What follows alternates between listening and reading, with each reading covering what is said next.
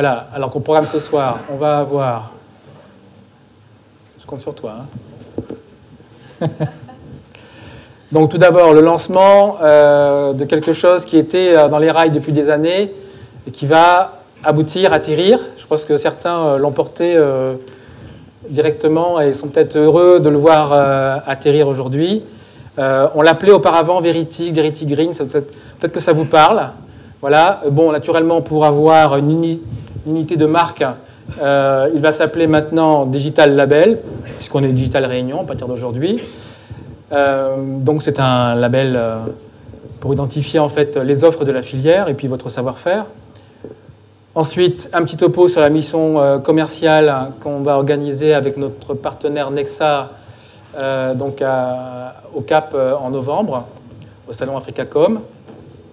Et puis, voilà, c'est le point d'orgue un petit peu de la soirée, c'est le lancement d'un nouveau diplôme du numérique à La Réunion. C'est en plus une initiative qui est 100% privée, donc ce qui est assez intéressant en termes de dynamisme de notre écosystème. Voilà, alors tout d'abord, on va commencer par le Digital Label. Vous vous souvenez, on s'était dit entre nous que dans un contexte concurrentiel très fort, il était important de pouvoir marquer notre appartenance au territoire, de marquer notre savoir-faire qui est assez fort en fait à La Réunion dans le domaine du numérique. Et donc il a été venu à l'idée de mettre en place un label de qualité entre guillemets, un label d'identification pardon, et qu'on a appelé Digital Label. Voilà. Alors Jean-Luc, si tu veux bien. Ouais, merci. Suivant. Voilà, le contexte c'est le suivant, hein, c'est très simple.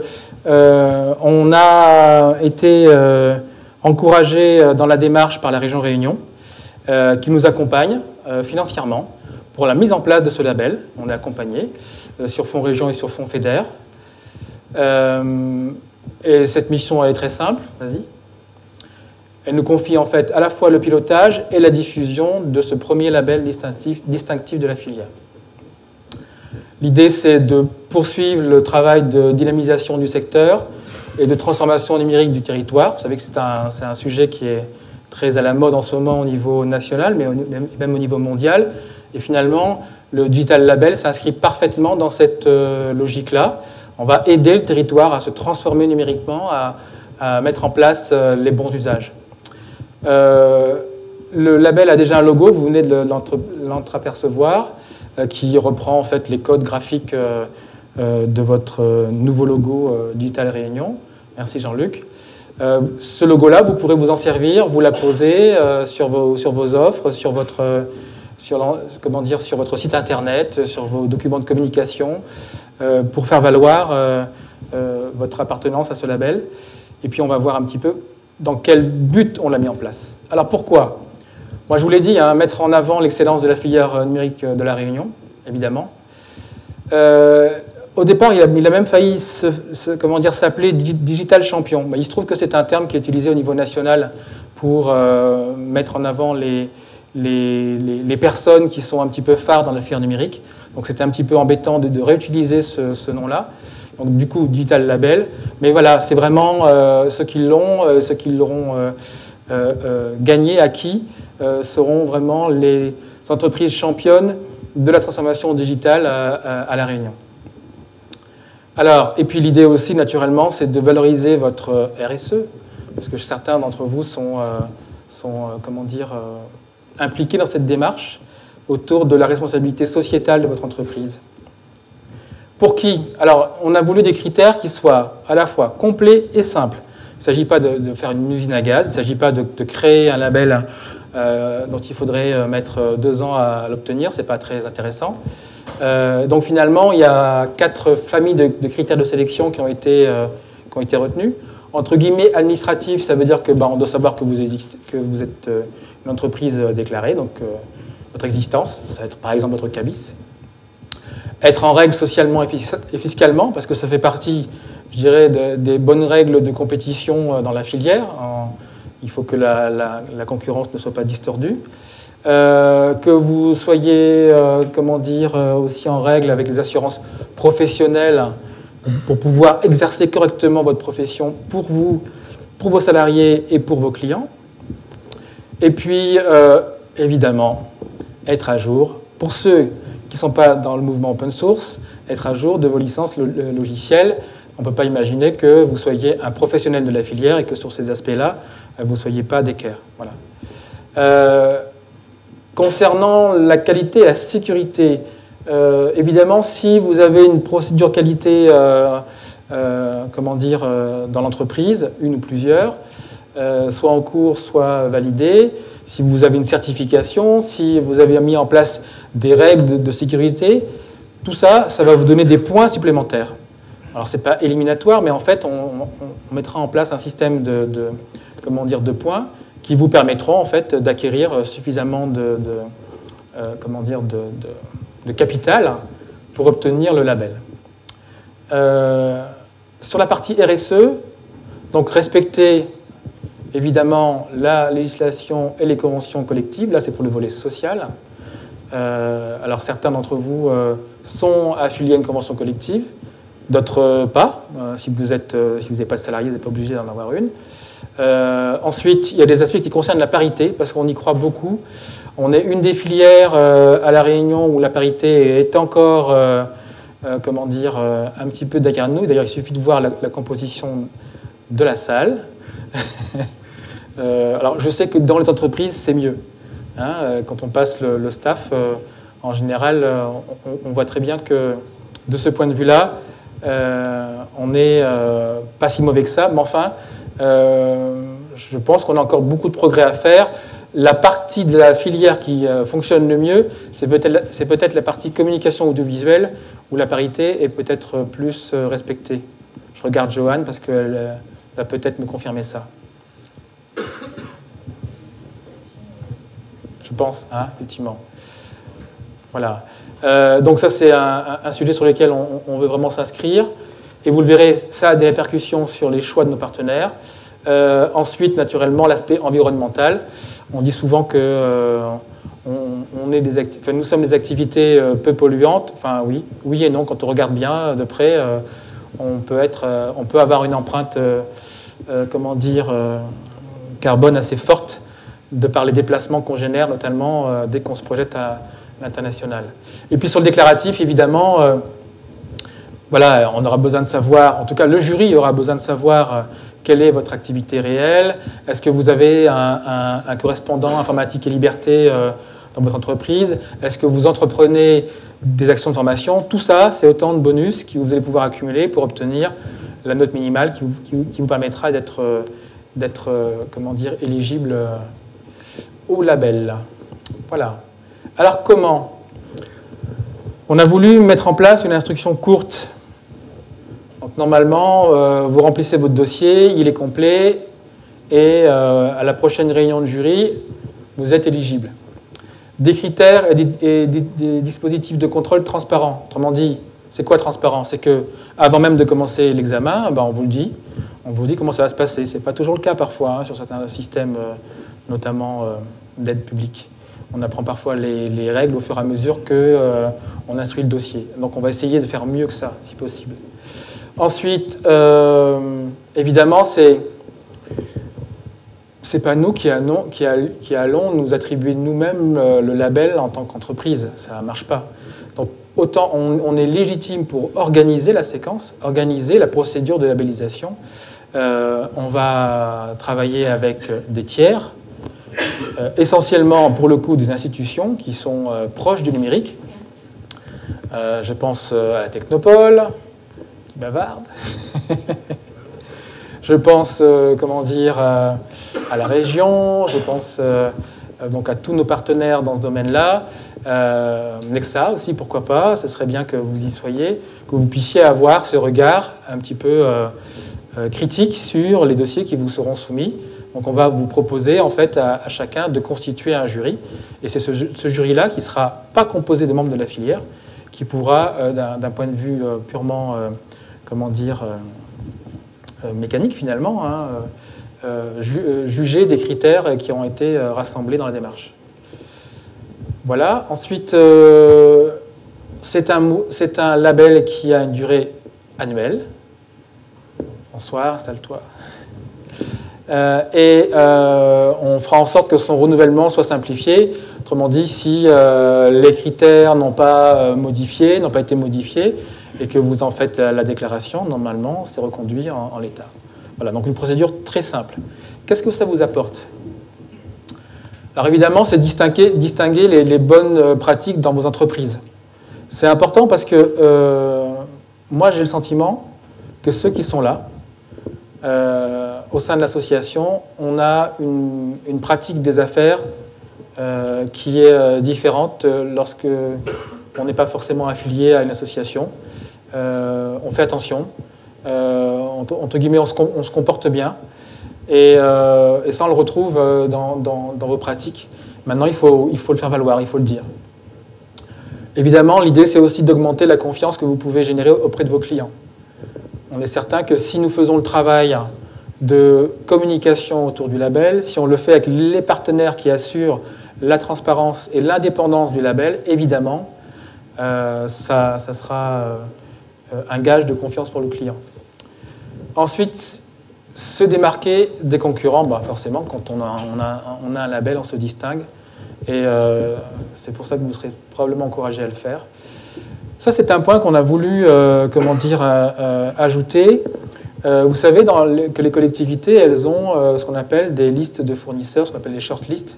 Alors, ce n'est pas un club de gens qui auraient droit à candidater ou pas. Simplement, quand elles doivent consulter sur des consultations, pour le coup, où on demande que 3 devis et on est inférieur à un montant de 15 000 €, je crois, eh bien, elle a une liste de fournisseurs, parce que tout simplement, elle référence des fournisseurs. Et ce que nous faisons, notamment à travers les conventions de SBA numérique, c'est que quand vous êtes labellisé, nous, on communique aux collectivités avec qui on a signé ces conventions, la liste de ceux qui sont labellisés, et elles s'engagent à vous enregistrer automatiquement. Ça vous évite, vous, de refaire la démarche manuellement, parce que tout le monde peut le faire. Tout le monde peut taper à la porte d'une collectivité pour dire « Coucou, j'existe et j'aimerais travailler avec vous ». Et elle est appelée à vous dire oui dans tous les cas. Sauf que, bon, ça prend du temps. Quand on est une PME, une TPE, on n'a pas toujours le temps de se faire référencer dans ces listes-là. Si vous avez le label, vous le serez automatiquement avec tous ceux avec qui on aura contracté. Voilà, donc ça c'est un ensemble, on va dire, d'éléments bonifiants finalement pour votre entreprise. On retrouve un petit peu ce cercle vertueux, les bonnes pratiques, un travail sur le respect environnemental, les relations et les conditions de travail, la qualité et la sécurité, pour faire de vous un champion du digital. Voilà, lancement aujourd'hui, mis à disposition des séquences, des dossiers, excusez-moi, de candidature dans le courant de la semaine prochaine, sachant qu'on a contracté avec la région et du coup on a une fenêtre de tir qui est très courte. La région nous accompagne sur le précédent programme européen qui s'arrête en termes de financement à la fin de l'année. Et donc, pour des raisons d'instruction, elle va arrêter son financement en octobre.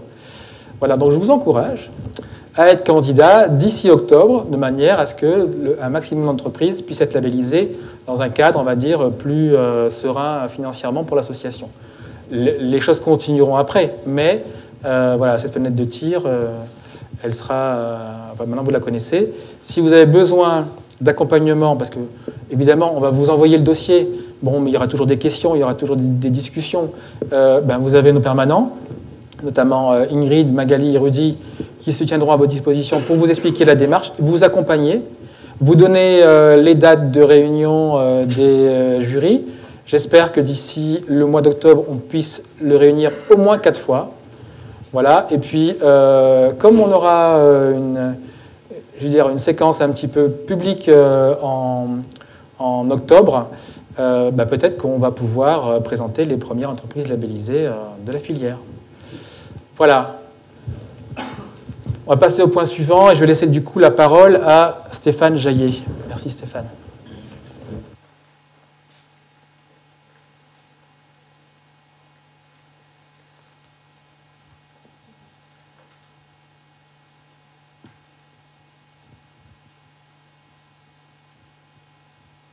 Bonsoir. Bonsoir à tous. Donc ce soir, on voulait refaire un petit point sur le salon Africacom, qui est l'aboutissement donc de ce qu'on avait préparé l'année dernière au niveau export. Donc on avait, vous vous souvenez, fait un petit sondage auprès des adhérents pour savoir quelle destination les intéressait le plus. Il en était ressorti d'une part la métropole et d'autre part l'Afrique du Sud. Donc en partenariat avec Nexa, on a monté ce projet sur le salon Africacom, donc un des plus grands salons d'Afrique, qui aura lieu donc du 17 au 19 novembre à Cape Town. Pour vous resituer un petit peu le contexte de l'Afrique, on a fait quelques petits slides de présentation. Une carte qui vous montre la maturité un petit peu dans le monde au niveau digital en fonction des appareils connectés. Donc on voit bien que l'Europe et l'Amérique du Nord concentrent beaucoup ce type d'appareils. Mais on voit également qu'en Afrique, il y a des poches très importantes aussi au niveau de l'Afrique du Sud. Et quand on zoome, on voit d'une part un continent qui est extrêmement bien connecté au reste du monde avec beaucoup de câbles sous-marins présents et à venir. On voit également une couverture interne du pays et des pays, même j'ai envie de dire, au niveau de la fibre. Donc partant un petit peu plus tard que nous, ils ont oublié le cuivre, d'une part aussi parce qu'il y a pas mal de vols à ce niveau-là et sont partis beaucoup sur la fibre. Donc on a un réseau maillé fibré très très important qui permet d'avoir des très bonnes connectivités. Idem pour ce qui est de la téléphonie mobile. Donc là, c'est une carte de celle-ci, un des opérateurs africains les plus importants. Donc on voit bien que, en termes de couverture de population, on a une excellente couverture. Idem, une carte que certains d'entre vous ont déjà vue, que je remets souvent, qui montre l'activité au niveau des accélérateurs et des incubateurs, donc très très riche. Que ce soit sur l'Afrique australe, toute la partie Afrique de l'Est, mais également l'Afrique orientale. Certains pays francophones, comme le Cameroun, sont bien représentés. Donc vous voyez, on a vraiment un continent qui a démarré, j'ai envie de dire presque, sa transformation numérique, ou en tout cas qui a tous les éléments pour se mettre en marche, et qui s'est même déjà mis en marche. Vous avez un marché hyper connecté. Un chiffre aussi qu'on ne vous a pas mis, que j'aime bien rappeler aussi, au niveau de la francophonie, il faut savoir que l'Afrique va représenter un marché de plusieurs centaines de millions de personnes parlant français dans les 15-20 années à venir. Donc ça peut être aussi également un marché à couvrir pour nous. Africacom, qu'est-ce que c'est? C'est le plus gros salon, en tout cas il se veut cette année en 2015, le plus gros salon des télécoms en Afrique. Il a son pendant au Kenya, à Nairobi. Il a eu lieu en mai, je crois, de cette année. C'était un petit peu tôt pour nous pour y aller. Et puis il y avait eu quelques événements aussi un petit peu délicats. Donc on a préféré se tourner vers ce salon-là. Africacom, comme le dit le site, donc c'est 12 salons en un. Donc on a vraiment toute une foultitude d'événements qui se passent en même temps. Et au niveau des keynotes, des speakers, vous allez avoir plein de conférences en parallèle auxquelles on va pouvoir assister, puisque l'offre nous permet d'accéder à l'ensemble des événements qui se passent à l'intérieur. Donc on a des masterclass, on a des événements liés à tout type de, comme la télé par exemple, tout type de sous-événements, j'ai envie de dire, sur le salon. Cette année, donc ils attendent plus de 9000 visiteurs internationaux en provenance de 110 pays. Donc c'est vraiment toute l'Afrique qui est représentée là-bas. Également plus de 2600 entreprises présentes. avec 400 exposants et comme je disais, voilà, de très très nombreux speakers, chacun expert dans leur domaine, donc on va avoir un choix vraiment hyper important de keynotes à suivre, notamment des keynotes hyper intéressantes sur toute la stratégie digitale sur l'Afrique. Donc c'est là également donc des masterclass comme je le disais. Un exemple qu'on peut trouver sur le site, donc masterclass sur les nouveaux modèles de revenus liés au machine to machine par exemple. Également, je crois que c'est nouveau cette année, un forum des CIO, donc les DSI, et ils vont en fait le club, un espèce de club des DSI qui vont avoir des cas d'études et pouvoir discuter tous ensemble. Alors l'offre de Nexa en partenariat donc avec Digital Réunion, c'est une présence sur le stand de Business France. Donc Jenny me disait tout à l'heure, il faut se dépêcher parce qu'il n'y a qu'une dizaine de places partagées avec la métropole. Et nous sommes, comme vous allez le voir, déjà 6 inscrits. Donc l'idée c'est de lancer un appel pour qu'on soit 6, 7, 8, 9, pourquoi pas 10 ce soir. Donc, le tarif également hyper attractif. Si on compare à Business France, on est plus de 2 fois moins cher sur un salon qui reste au niveau des entrées également très très cher. Donc une offre super attractive. Donc ce tarif-là, il est valable pour une personne. Au niveau des dossiers, donc remettez vos dossiers à Jenny et à Séverine de Nexa, les envoyer avant le 15 juillet, ou vous les faites parvenir à Rudy aussi et il transmettra. Et comme je le disais, donc on est déjà 6 à partir là-bas, donc n'hésitez pas à nous rejoindre. Ce qu'on fera avant de s'y rendre, je vous propose, on fera un petit atelier tous ensemble, ceux qui participent, histoire de se présenter les uns les autres, présenter nos offres, pouvoir éventuellement en parler et puis préparer ce salon tous ensemble. Merci Stéphane, merci. Donc je crois que Jenny est là dans la salle de Nexa. Profitez du cocktail tout à l'heure pour discuter avec elle, elle vous renseignera et puis je pense que toutes les informations dont vous avez besoin, elle les a. Franchement, je vous rappelle l'intérêt pour vous en termes financiers, il est énorme. Je crois que tu l'as dit, si on passait par Business France directement, on en aurait pour quasiment 6 000 €. Donc voilà, c'est le prix qu'une entreprise de métropole va payer pour venir à Africacom en passant par Business France, en passant par Nexa, on est à 2 200 € maximum, parce que c'est un maximum et ça peut être moins. C'est bien ça, Jenny, hein. Donc ça peut être que bien, quoi. Donc je vous encourage à y aller. J'aimerais bien qu'on ait une délégation d'entreprises réunionnaises qui soit importante.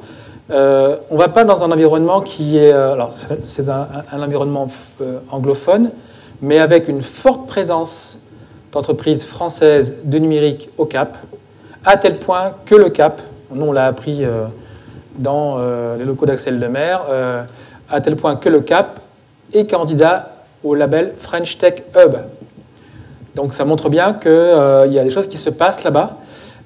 Donc ça sera intéressant. On va probablement avoir un contact avec Christophe Viarno, qui est le président en fait, de l'association Cap 40, qui regroupe les boîtes de numérique français au Cap. Voilà, je pense que c'est le moment de venir voir de près ce qui s'y passe. C'est pas si loin de chez nous.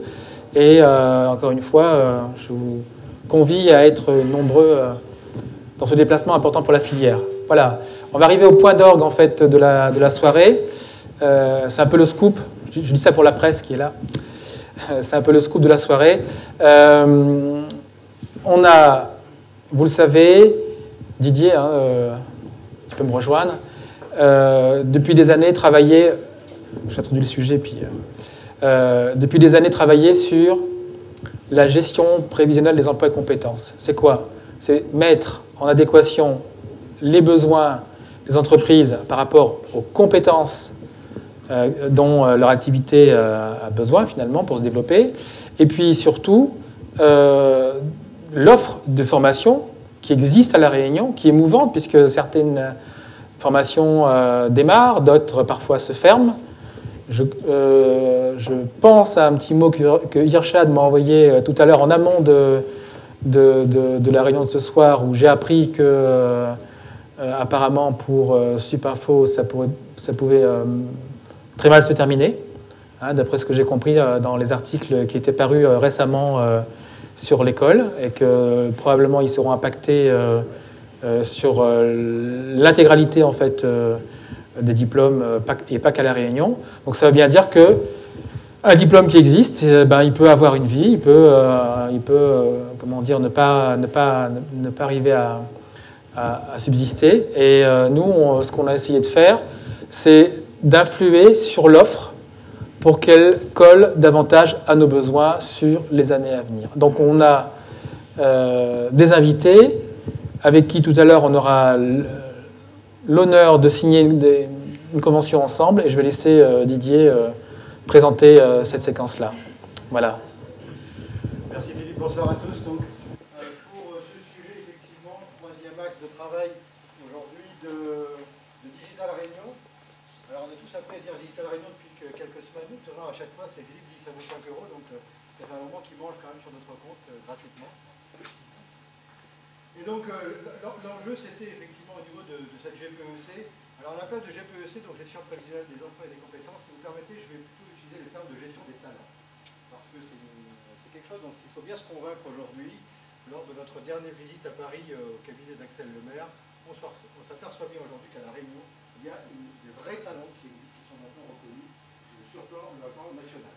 Agréger des facteurs de succès, c'est effectivement rentrer dans une chaîne de valeur depuis la formation initiale, en passant par la formation professionnelle entre guillemets initiale, et la gestion de la formation tout au long de la vie. Pour mémoire, on remet en fait les trois grands axes de la mandature aujourd'hui de Digital Réunion, donc compétences, innovation et international, qui permet en fait aujourd'hui de viser la masse critique qui permettra à cet écosystème effectivement d'exister, d'être reconnu à la fois sur le plan français mais aussi le plan européen et enfin le plan international. Donc sur les compétences, effectivement, plusieurs objectifs ont été fixés. Au travers de la GPEC, donc on va parler ce soir spécialement de ce bac plus 3 en alternance, une visée à bac 4 et 5, les écoles de managers du numérique, le Fab Lab, l'Hackathon, sur des projets dont on va souvent parler, et sur lesquels on aura l'occasion de revenir tout au long de cette année 2015 et de début 2016. Sur la partie innovation, c'est pas ma spécialité, c'est Didier qui peut plus en parler que moi, mon alter ego Didier Waro cette fois-ci. L'incubateur, les technoparcs, l'accélérateur Saint-Plon, les fonds dédiés, la recherche, et sur l'international, Stéphane vient d'en parler, l'émission Explore, le cluster numérique, la Syntax Box, French Tech Hub, Philippe vient d'en parler effectivement pour la candidature de Cape Town aujourd'hui, et NXC 2016 pour milieu, fin d'année prochaine. On m'entend pas là-bas? C'est rare qu'on m'entende pas. Ah, c'est pour le film. C'est pour le film. Donc si c'est pour le film, c'est bon.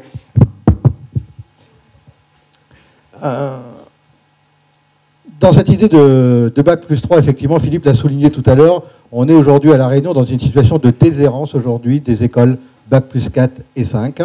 Alors, outre les difficultés économiques, etc., qu'ils ont le plus rencontrées, il y a aussi un phénomène qu'on a constaté dans la GPEC, dans les études qui ont été menées depuis 2 ans, c'est que de toute façon, ces écoles avaient du mal à trouver un public qui soit susceptible d'intégrer un cycle d'ingénieur.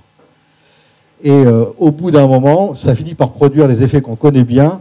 Quand on prend quelqu'un qui est moyen à un moment donné technicien, ça fera toujours un mauvais ingénieur à la sortie. Donc, il faut bien augmenter aujourd'hui effectivement cette population potentielle pour sortir effectivement les meilleurs ingénieurs potentiels qu'on peut avoir à La Réunion, cette vraie gestion des talents. Quand je parle effectivement, ouais, c'est très fort, quand on parle aujourd'hui de techniciens, sur des bacs plus 3, vous avez des individus qui, quand ils sont face à des postes de bac plus 3, sont excellents.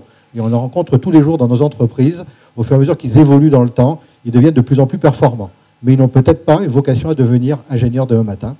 Et l'enjeu dans la GPEC qui a été repéré, c'est qu'on a une forte demande d'ingénieurs. Donc il faut absolument augmenter ce vivier-là pour pouvoir arriver à fournir demain les ingénieurs dont on aura besoin, puisqu'on estime aujourd'hui dans les GPEC qui ont été menés entre 200 à 300 ingénieurs au minimum dont on aura besoin en 2018. C'est demain, 2018. Donc ce n'est pas négligeable. Je pense qu'aujourd'hui, vous rencontrez tous des difficultés de recrutement sur ces niveaux-là à La Réunion. Autre point dans la GPEC sur lequel je voudrais insister, plus de la moitié des gens formés au numérique ne travailleront pas dans la filière du numérique. Ils travailleront dans des entreprises différentes du numérique. Et ça va poser des vraies problématiques d'accompagner effectivement ces individus tout au long de leur carrière. Est-ce qu'ils relèveront, Philippe parlait tout à l'heure des conventions collectives, est-ce qu'ils relèveront de la convention collective de leur métier, de leur entreprise d'appartenance, ou est-ce qu'ils appartiendront au numérique? Aujourd'hui, il y a des vraies questions qui se posent au niveau national sur justement cet impact du numérique. Donc le partenariat, en fait, effectivement, est un partenariat privé. Donc ça fera appel à des fonds exclusivement qui viennent des entreprises, puisque on va travailler sur de l'alternance. Vous connaissez notre attachement à l'alternance. 85% des apprenants qui sont en alternance sont gardés par les entreprises à la fin. On ne connaît pas mieux aujourd'hui comme vecteur d'insertion des jeunes dans l'entreprise. Donc essentiellement des fonds venant des OPCA. Vous payez vos fonds de la formation professionnelle, c'est à ça que ça va servir à ce niveau-là. Le partenariat donc avec Tetra Energy, Jean-Luc Fievé et Hippie Sylvie Olic. Et pour les présenter, je crois que ça ira encore beaucoup plus vite de leur laisser la parole. Ils feront ça beaucoup mieux que moi. Je ne sais pas qui veut démarrer, Jean-Luc, Sylvie. Bien, bonjour. Je ne vais pas vous faire une présentation de Tetra Energy, je vais plutôt vous parler de l'ingénierie pédagogique qui a été mise en place avec maintenant Digital Réunion. En gros, le travail qui a été fait, c'est un travail d'analyse des besoins et des attentes des entreprises.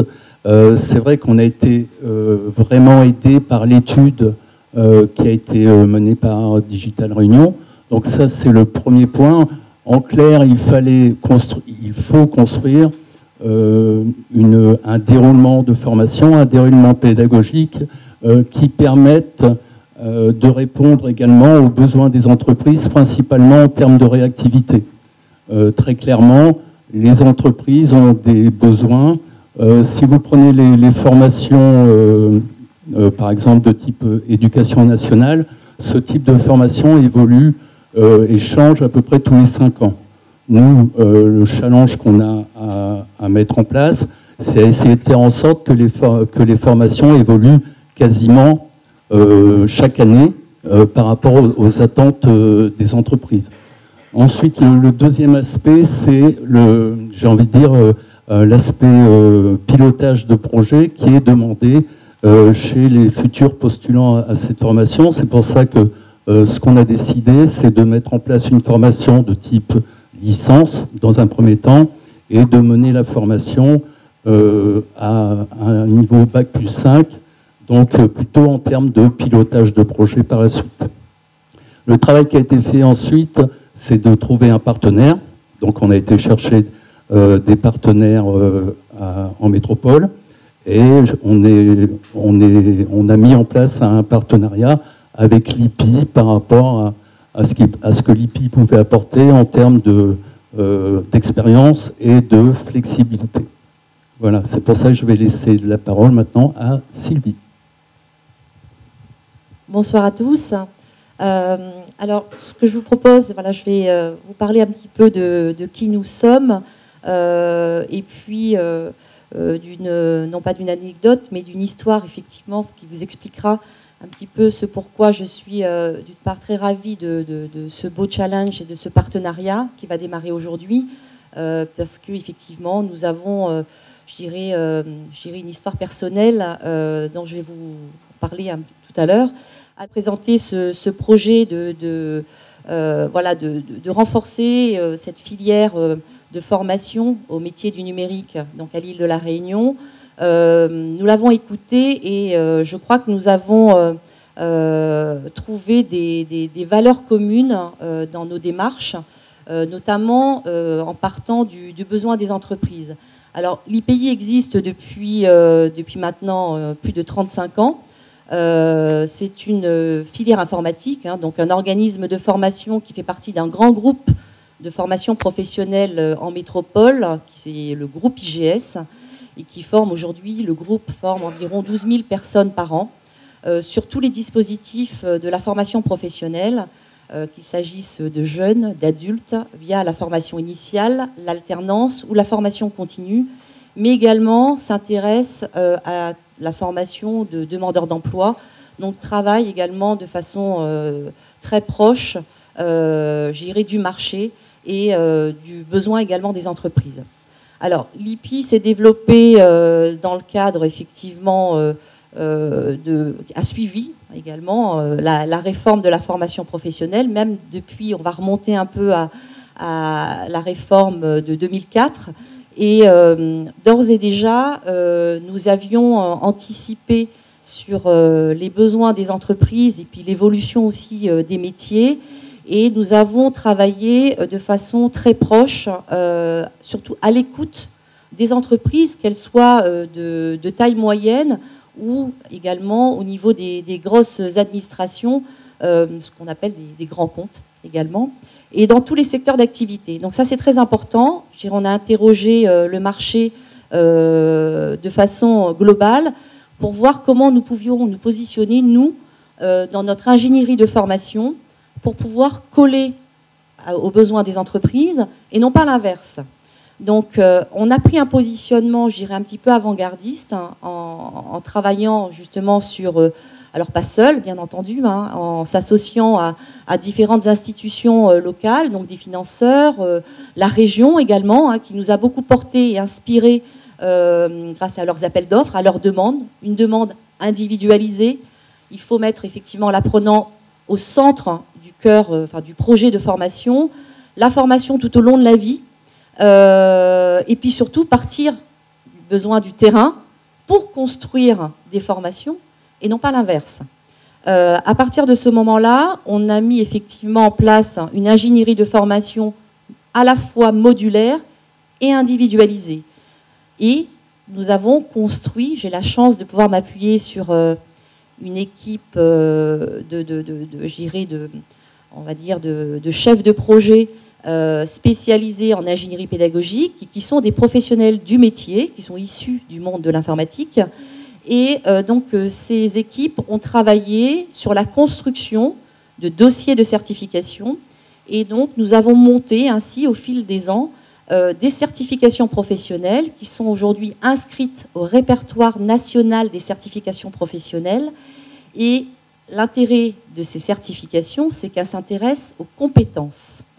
Donc au-delà d'un savoir, c'est de se dire, voilà, je suis une entreprise, je dois recruter, de quelles compétences ai-je besoin dans mon entreprise pour continuer à croître et effectivement générer du bénéfice et continuer à avancer dans mon activité. Donc nous avons effectivement défini des métiers en lien avec les entreprises, des métiers, je dirais, qui aujourd'hui vont du technicien informatique en passant par l'administrateur système réseau ou le développeur, le chef de projet, le manager, l'expert. Et à partir de là, effectivement, nous avons décliné chaque emploi ou métier en termes de compétences et de savoir-faire. Donc nous avons défini effectivement différents blocs de compétences. Et derrière cela, nous avons présenté ces dossiers à la Commission nationale des certifications professionnelles qui a, je dirais, bon ça s'est pas fait en un jour, bien entendu, vous savez que c'est très très long comme démarche, mais depuis 35 ans, nous avons cette chance de voir effectivement nos titres, nos certifications professionnelles se voir renouvelées. Et on se base, cette commission se base bien entendu sur l'insertion professionnelle des personnes que nous avons formées, elles qui sont bien en phase, en tout cas par rapport aux attentes du marché. Est-ce que si nous avons formé des administrateurs réseau ou des techniciens informatiques, est-ce qu'à l'issue de ces programmes de formation, ils sont bien en emploi dans ces métiers? Et aujourd'hui, voilà, c'est le cas, et c'est ce qui nous a permis effectivement, lorsque nous nous sommes rencontrés, de se dire, voilà, il y a aujourd'hui, mais pas simplement à l'île de la Réunion, partout, on se pose tous la question de se dire, voilà, comment former des compétences pour les entreprises. Notre approche et les titres inscrits au RNCP que l'IPI propose et dont nous sommes autorités certificatrices, puisque nous avons aujourd'hui, je dirais, 2 métiers. Celui d'organisme de formation, puisque nous formons et nous délivrons des programmes menant à ces titres, et puis une autorité certificatrice dont nous sommes propriétaires de ces titres. Ces titres ont une reconnaissance de l'État, mais également une double reconnaissance des professionnels, puisque ce sont les professionnels qui donnent leur dernier mot sur la validation des compétences des candidats qui seront formés.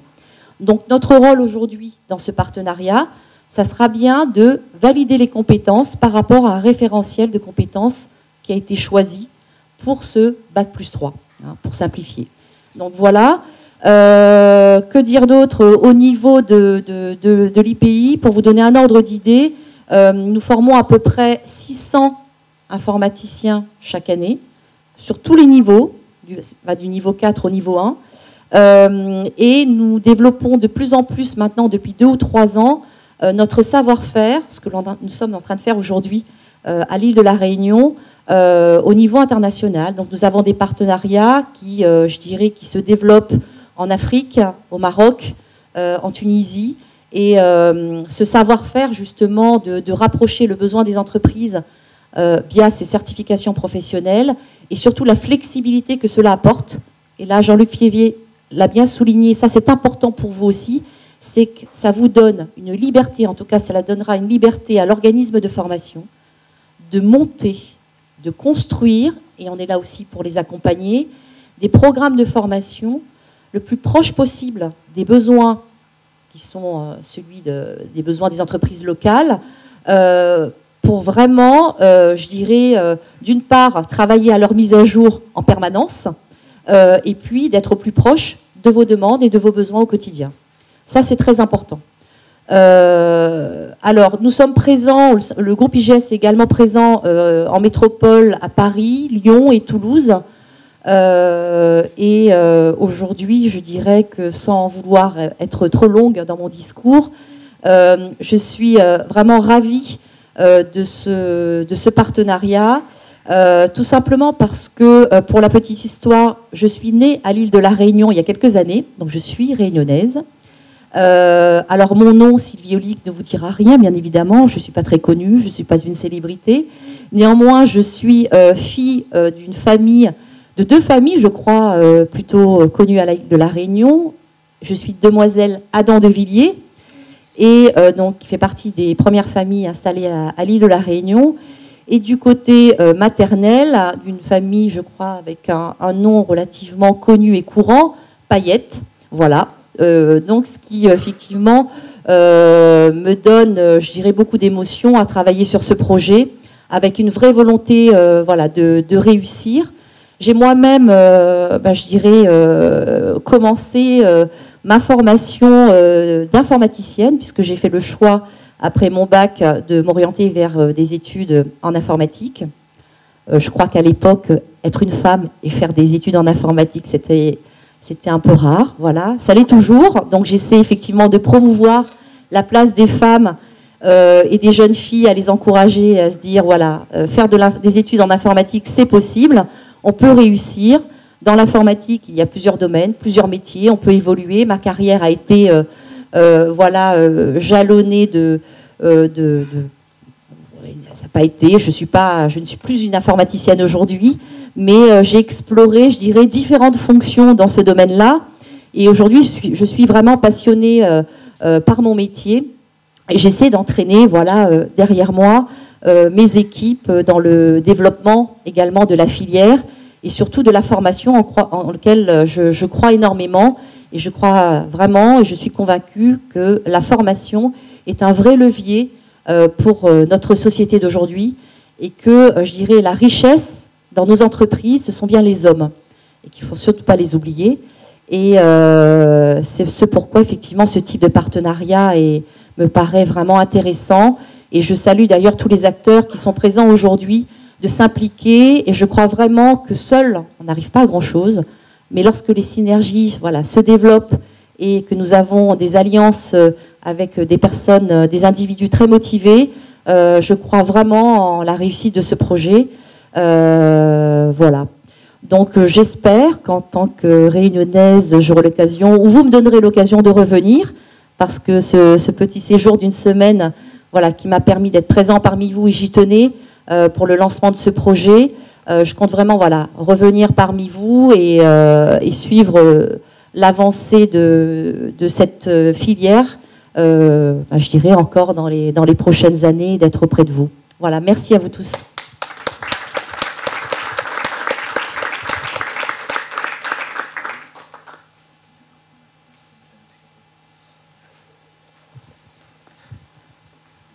Bien, au-delà de toute cette présentation, on a un président qui est ancré dans le concret, et à chaque fois qu'on travaille en bureau, c'est-à-dire de manière concrète, ça se passe comment? Il a ce mot à la bouche en permanence. Donc de manière concrète, aujourd'hui, ce diplôme, c'est quoi? Son titre, vous l'avez effectivement sur la diapo aujourd'hui, expert en cloud computing et cybersécurité. C'est directement un métier détecté aujourd'hui par la gestion prévisionnelle des emplois et des compétences qui a été faite il y a 2 ans de cela, sur les métiers en tension qui vont arriver maintenant dans les entreprises. Il y a une vraie demande à ce niveau-là. Donc, de manière, qu'est-ce que c'est donc? Un bac+3, je l'ai dit tout à l'heure, en alternance. Donc, effectivement, on est aujourd'hui sur des fonds privés, enfin des fonds d'entreprise, des fonds professionnels, avec effectivement une partie à l'école, une partie en entreprise, des promotions ou des cohortes, pour reprendre les termes de l'armée, le collègue Winkel utilisait l'autre jour, ça m'a fait penser, 20 étudiants. Particularité du diplôme, contrairement à beaucoup de choses qui se font aujourd'hui, c'est une rentrée continue. C'est pas je démarre au mois de septembre, je finis au mois de janvier, je finis au mois de septembre. C'est au fur et à mesure, de manière régulière, on va faire entrer des promotions de 20 personnes à l'intérieur de ce diplôme, ce qui permettra d'avoir des entrées et des sorties tout au long de l'année pour vous, entreprises, qui allez les accueillir. Et Sylvie Olic le signalait tout à l'heure, la formation est entièrement individualisée. Le diplôme, Sylvie Olic l'a dit tout à l'heure, enregistré au RNCP. Alors je sais souvent, c'est un titre barbare. RNCP, c'est le Registre national des certifications professionnelles qui est géré par le ministère du Travail. Il n'y a pas que l'Éducation nationale qui délivre des diplômes et des titres. Le ministère du Travail s'en occupe aussi. J'ai un petit sourire pour Thierry Souton du rectorat. C'est souvent un débat autour duquel on tourne. L'autre point qu'il faut souligner dans ce diplôme, 100% de professionnels experts dans le domaine interviendront dans ce diplôme, et en particulier avec des experts qui aujourd'hui sont à La Réunion pour la totalité. Un cursus de 620 heures, c'est le chiffre à côté qui m'intéresse. 150 heures sont complètement adaptables au niveau de cette formation. Aujourd'hui, il y a un groupe de travail Digital Réunion qui existe sous la direction de Michael Lassoum, qui n'est pas là ce soir, si je ne l'ai pas vu dans la salle, qui a pour mission justement de recueillir l'ensemble des besoins de la filière en disant en quoi ce diplôme a besoin d'être personnalisé de manière à être totalement adapté à notre territoire et à vos besoins dans les entreprises. Ça, c'est fondamentalement important de le garder.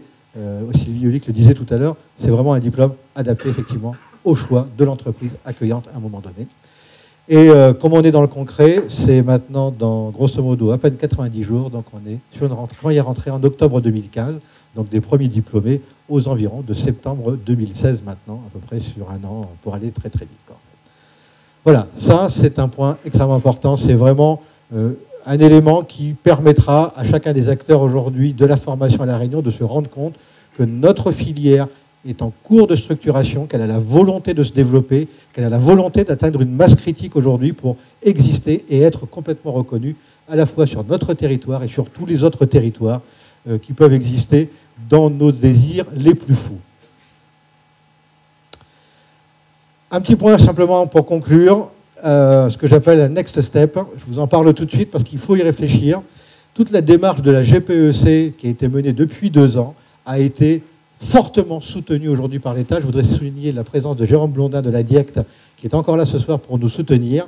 Et au-delà de cette brique, il y a maintenant un autre chantier qui nous attend juste devant nous, qui est effectivement l'étape suivante d'une GPEC, la signature d'un accord cadre. C'est quoi un accord cadre? C'est d'abord la reconnaissance, effectivement, qu'il y a une filière qui est en cours de structuration, et autour de l'accord cadre, on va avoir plusieurs parties qui seront présentes, de manière à développer la filière et d'utiliser effectivement l'ensemble des voies possibles pour, de nouveau, se développer, croître, etc.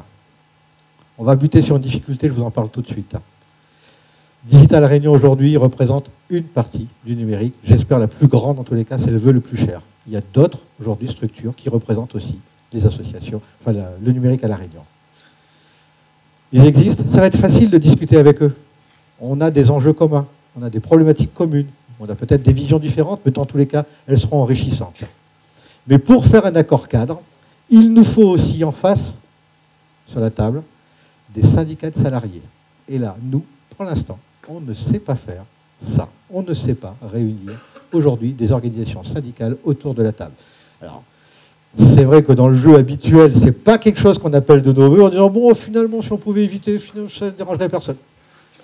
Pour faire avancer cette filière, pour la structurer, le diagnostic que nous avons fait, qui a été porté par la DIEC, qui a été porté par l'ensemble des acteurs, devra être maintenant partagé avec toutes les parties, de manière à trouver un plan d'action qui soit commun pour que le territoire se développe et que le numérique soit effectivement le levier de transformation de ce territoire. On va faire la demande auprès des organisations syndicales, aujourd'hui de manière très non factuelle, j'allais dire, en mi-souk, comme dit Krell, pour reprendre le bon terme. En fait. On a un peu consulté, ils sont un peu embêtés. Hein. On dit, vous êtes bien gentils, en fait, mais on ne sait pas trop qui mettre, parce qu'il n'y a pas beaucoup de monde de la filière qui soit capable de discuter avec vous, en fait. Donc vous voyez, on est dans une situation un peu particulière, si vous voulez, c'est le patronat finalement qui est en train d'appeler les syndicats en disant est-ce que vous voulez bien venir autour de la table pour discuter et puis vous professionnaliser, parce que là, sans vous, on ne va pas y arriver, et en face, on dit bah, finalement, on n'est pas tout à fait prêt, on va peut-être un peu réfléchir d'abord. En fait. C'est une situation un peu ubuesque, mais il n'y a qu'à La Réunion qu'on trouve ce type de situation un peu ubuesque en tous les cas. Donc 2016, une année charnière sur cet accord cadre, on va revenir vers vous parce que le diagnostic doit être partagé, les solutions doivent être éprouvées, et là aussi partagées avec l'ensemble des parties. Le but ultime, la filière de numérique Réunion sera désormais reconnue sur l'ensemble de son territoire, mais au-delà de ce territoire, sur l'ensemble de la zone, y compris en Europe. Et ça, au fur et à mesure qu'on se déplace tous, on s'aperçoit bien qu'on a des vrais atouts en fait, à mettre en œuvre, des vrais atouts à faire valoir, et que le business il ne peut que se développer en termes de croissance. Voilà. Je vais laisser la parole maintenant à Monsieur le Président, Messieurs les Présidents, Madame la Présidente, je ne sais plus quel titre il faut donner, enfin, à chacun de vous trois pour la signature de ces conventions. Donc merci Didier hein, pour ce topo sur l'école. Donc vous avez compris, hein, c'est vraiment un projet important pour la filière. Ce projet, c'est aussi ce que vous en ferez. Donc vous l'avez compris, on a un groupe de travail école, on l'appelle GT École chez nous, qui est managé par Michael Assume, et qui en fait permet de faire remonter vos besoins et de les mettre en forme sous forme de finalement de maquettes pédagogiques sur les 150 heures dont on a parlé. On a besoin de vous. Actuellement, ce groupe regroupe une dizaine de personnes. Hein. On en est à un peu plus. On en est à la deuxième réunion. Il y en aura d'autres. Et donc c'est à vous d'animer finalement ce diplôme pour le rendre le plus proche hein, de nos ambitions pour la filière. Voilà. Je vous remercie. On va signer donc les conventions et puis on aura l'occasion peut-être d'échanger sur tous les projets qu'on a présentés aujourd'hui. Vous avez sûrement des questions. On est là pour ça, pour y répondre. Nos permanents aussi. Et donc je vous dis à très bientôt.